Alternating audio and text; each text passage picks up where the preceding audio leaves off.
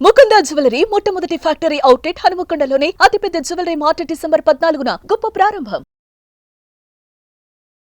జై శ్రీకృష్ణ.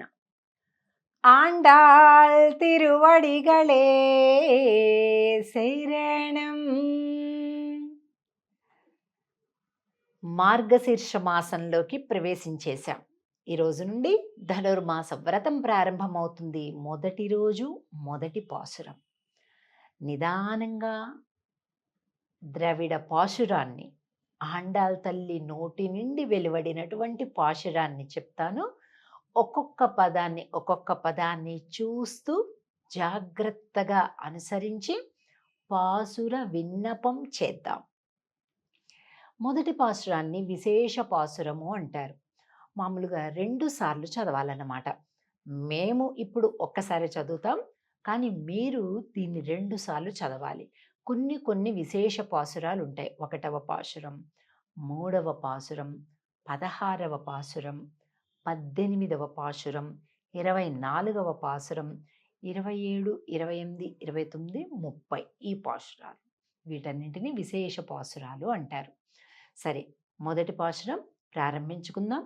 నిదానంగా, తొందరపాటు లేకుండా చక్కగా పుస్తకాన్ని చూస్తూ మనం ఒక్కొక్క శబ్దాన్ని పలుకుతూ అర్థాన్ని కూడా క్లుప్తంగా తెలుసుకుందాం.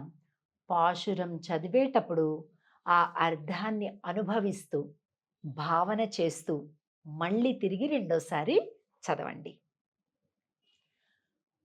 మార్గళి తింగళ్ மதி நிறைந்த நன்னாளால்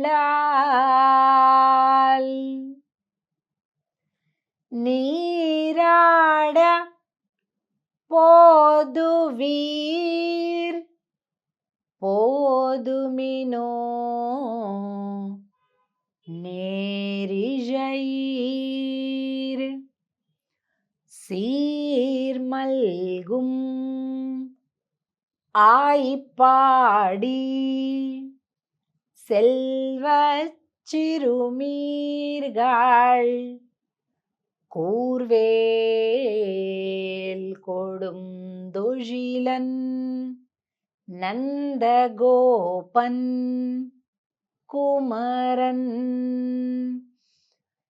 ஏராரந்த கண்ணி யசோதை இளம் சிங்கம் கார்மேனி செம்கண் கதிர் மதியம்போல் முகத்தான் நாராயணனே நமக்கே பறை தருவான் பாரோர் புகழ படிந்து ஏலோரெம்பாவாய்.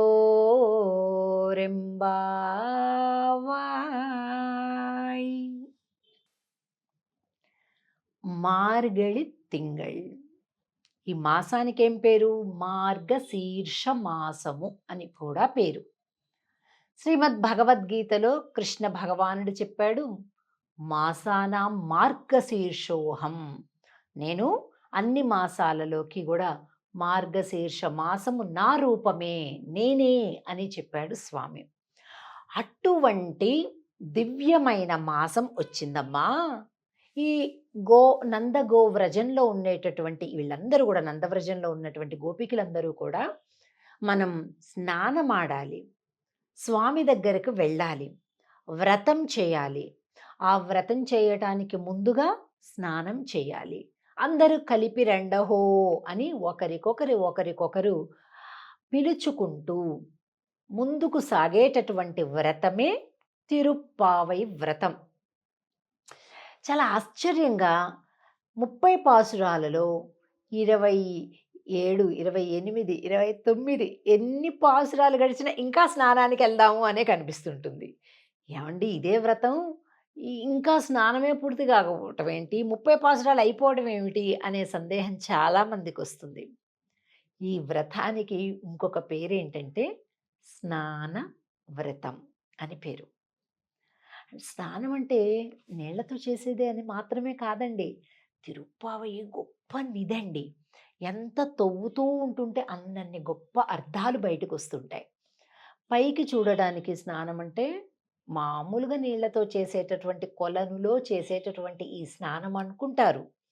కానీ గంభీరమైనటువంటి లోతైనటువంటి అర్థాన్ని చూస్తే భగవంతుడి కళ్యాణ గుణాలతోటి స్నానం చేయటం. అంటే ఒళ్ళంతా, మనసంతా, ఆలోచనంతా భగవంతుడి యొక్క గుణగణాలతోటి నిండిపోవడం. అందరు భక్తులు కలిస్తే జరిగేది అదేనండి కదా!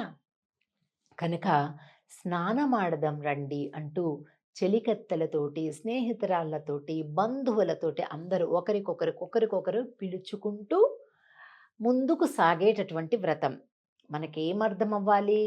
తిరుప్పావై అంటే మనమొక్కళ్ళం చేసుకునేది కాదు వ్రతం. 10 మందిని పిలవాలి. మన స్నేహితురాల్ని పిలవాలి. ఇంట్లో పిల్లల్ని అందులో అన్వయింప చేయాలి. పెద్దవాళ్ళు, పిల్లలు, బంధువులు, స్నేహితులు, ఆఫీస్‌లో ఉండేటటువంటి కొలీగ్సు, క్లాస్‌మేట్సు, వాట్సాప్ గ్రూపులలో ఉండేటటువంటి ఫ్రెండ్సు, ఫేస్‌బుక్‌లో ఉండే ఫ్రెండ్సు అందరినీ కలుపుకోవాలనమాట. రండమ్మా రండి, తిరుప్పావై వ్రతం ప్రారంభమైంది. ఇగో ఇలా చూడండి. ఏం లేదండి. పెద్ద కఠినమైన నియమాలేమీ లేవు.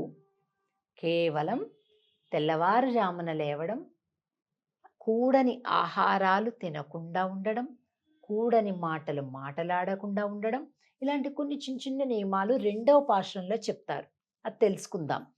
కానీ మనం మొదటి రోజు కూడా ఒక పొంగలి నివేదన చేయటం, తలస్నానం చేయటం విశేష పాశురాల రోజులలో, అలాగే ఈ పాట, ఈ పాశురం వినడము, చదవటము, దీని అర్థాన్ని తెలుసుకోవటం. అంతే, ఇదే వ్రతం.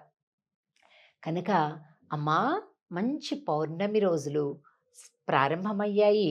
రా, ఎక్కడికెళ్ళాలి? స్నానానికెళ్ళాలి. ఎందుకోసం వెళ్ళాలి? శ్రీకృష్ణుని పొందటానికి వెళ్ళాలి. ఎలాంటి వాడో తెలుసా? పెద్ద పెద్ద కళ్ళు కలిగినటువంటి యశోదమ్మ దగ్గర సింహం, సింహపు పిల్లలాగా ఎగురుతూ ఉంటాడే, వాడి దగ్గరికి వెళ్ళాలి మనం. అలా ఉంటాడా? కాదు. నందుడి దగ్గర ఎలా ఉంటాడట?